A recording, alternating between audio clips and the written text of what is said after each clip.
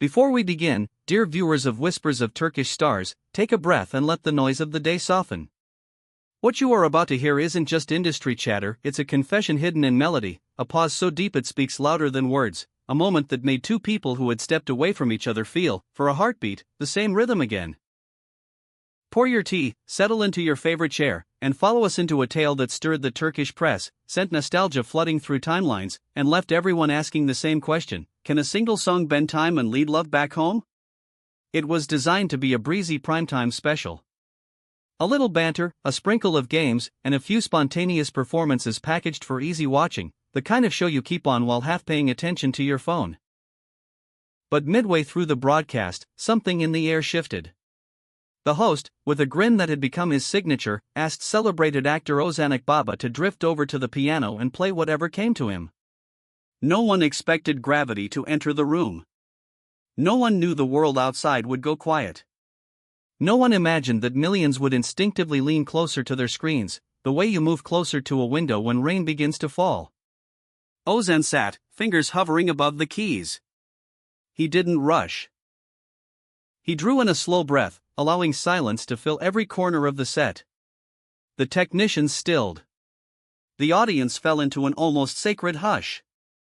And then, with a voice steady yet filled with a tenderness that made each syllable feel lived in, he spoke directly to the space where only she could possibly hear him. "This piece belongs to you, Sinem. Our roads may have turned, but some echoes never disappear." The words landed like a stone in water. First a drop, then ripples, then waves reaching far beyond the studio. A few people later admitted their hands shook. A cameraman whispered that he had to brace his shoulder against the rig to keep the shot from trembling. Even the host, usually quick with a joke, looked down at his cards as if they had turned blank. Ozan's hands finally pressed the keys, and what emerged was a tender, aching Turkish ballad long tied to yearning, reunion, and the tender ache of unfinished chapters. His voice barely wavered, except once on a line about a door left ajar, as if to invite the past inside just long enough to ask it a question. That small tremor was enough. The room understood without being told. The audience at home felt the meaning threaded through each note, each breath, each pause that felt like it might break him open if he didn't move forward. It wasn't performance. It was honesty. In seconds, the live chat became a rush of heat. "He's still in love. She has to be watching. This can't be just coincidence." People typed faster than they could think, leaning into their own memories as much as his. You could almost hear a nation exhale. And yet, the moment that sent everything careening into a different orbit came after the lights dimmed and the credits rolled. 12 minutes later, people screenshot the timestamp for proof. Sinem posted an Instagram story. It wasn't a paragraph. It wasn't a video. She didn't even add a heart. It was a black and white photo and two words that seemed to hum with electricity: "I heard." That was it. And somehow, that was everything.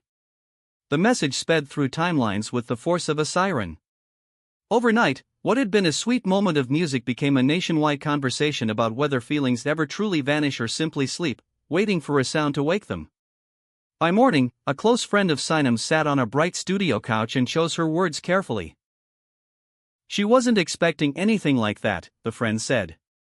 When she saw it, she cried. It wasn't sorrow precisely, it was more complicated, something she had kept tucked away for a long time. Another person who had spoken to her added a detail that, for many, explained the story better than any headline. Her hands were shaking, the source said. She described it like cracking open a sealed notebook and recognizing your own handwriting from years ago. There's warmth there, but it stings, too. Ozan Baba and Sinem's connection had always fascinated the public, not because it thrived on scandal, but because it didn't. There was nothing cartoonish or performative about them. Their affection had a grounded, private quality, as if they both knew they were carrying something delicate through a crowded street and were careful not to drop it. Friends often said their chemistry was a current you could feel even in silence. Still, the world they work in is relentless. Schedules compete.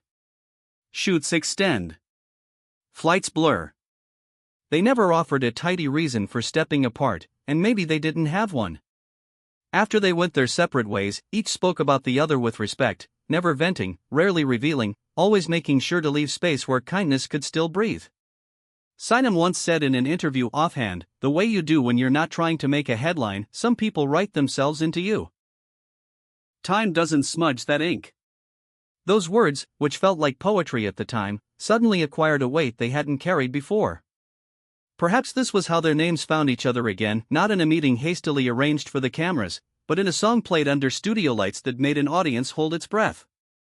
Shortly after the episode, a devoted fan account stitched together Ozan's performance with soft, quietly funny clips from behind the scenes of a project they once shared. Laughs between takes, stolen glances, a moment where he handed her a jacket without thinking, and she thanked him without words. The montage hit 1 million views in less than a day, and timelines filled with messages from people who hadn't realized how much they missed seeing the two of them in the same frame. Even colleagues added their own memories. An actress who had worked with both went on a radio show and said, "Their ease wasn't crafted for a role. It followed them even when the camera wasn't rolling." Speculation swelled. Was the dedication a sincere, private offering that accidentally spilled into public view, or a carefully chosen move for headlines? People close to Ozan dismissed the cynical read. "That wasn't about promotion," said one insider. "He chose that piece because he believes their story isn't finished yet, not in the way it ended." The remark slid across screens like a soft shock. But what of Sinem? Had the song simply stirred a memory, or did it call something awake? 2 days after the broadcast, photographers outside a quiet Istanbul cafe caught sight of her. She wore a long coat the color of smoke, carried a notebook, and moved with the grace of someone who knows how to vanish in plain sight. She smiled politely, declined questions, and headed inside. What observers noticed, what their lenses couldn't ignore, was a simple silver band on her finger, the one Ozan had given her on their 3rd anniversary. The ring's charm was in its restraint. No stones, no flash, only a small engraving hidden on the inside where only the two of them knew what it said. No one asked about it. They didn't have to.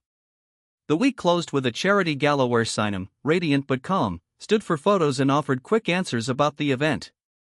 Questions about the performance hovered like a soft fog around the red carpet.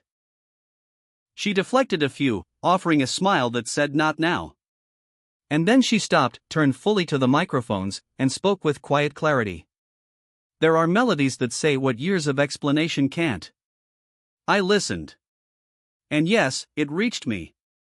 She stepped away before anyone could ask more. The internet didn't need more. Within hours, their names rose to the top of trending lists. People began designing poster-worthy mock-ups for dream collaborations. Some wrote open letters urging them to reunite on screen. Playlists appeared, stitched together by strangers who felt suddenly united by the wish that these two would find their way back, not to the past exactly, but to a new place where both could stand without losing themselves. Producers, never ones to miss the sound of public desire, let whispers slip that a joint project could be arranged if the timing aligned. You could feel the roomfuls of executives and editors and publicists tilt toward the possibility. The next day, cameras caught Ozan leaving a recording studio just before dusk. He wore the expression of someone who had been in a private world and was blinking his way back into the public one. Rumors ignited in seconds that he was shaping a new single out of the very feeling that had unraveled him on live television. A journalist, braver than most, called out, "Is it about her?" Ozan paused, looked down as if the pavement had something to tell him, and then lifted his gaze with a shy, unguarded smile. Some tales should end another way. 6 words, soft as a sigh and loud as a promise, and the internet roared again. No one has announced anything. There's no scheduled reunion, no photographed dinner, no joint interview confirming what everyone is already dreaming. And yet, something has shifted. A subtle, undeniable rearranging of the distance that once stood between them. It feels thinner now, as delicate as parchment, vulnerable to the smallest breeze stirred by memory, by music, by a look that lasts a beat longer than necessary. For the moment, what ties them together exists in glances that never meet, in gestures that only the two of them would recognize, in a melody that refuses to fade even when the last note has long since fallen away. Maybe this becomes a second chapter written with more care. Maybe it ends with a bow and a curtain and a graceful final line that allows both to walk forward without turning back. Either way, the impact cannot be denied. A man sat at a piano and told the truth the only way he knew how. A woman heard it and let the world know she had.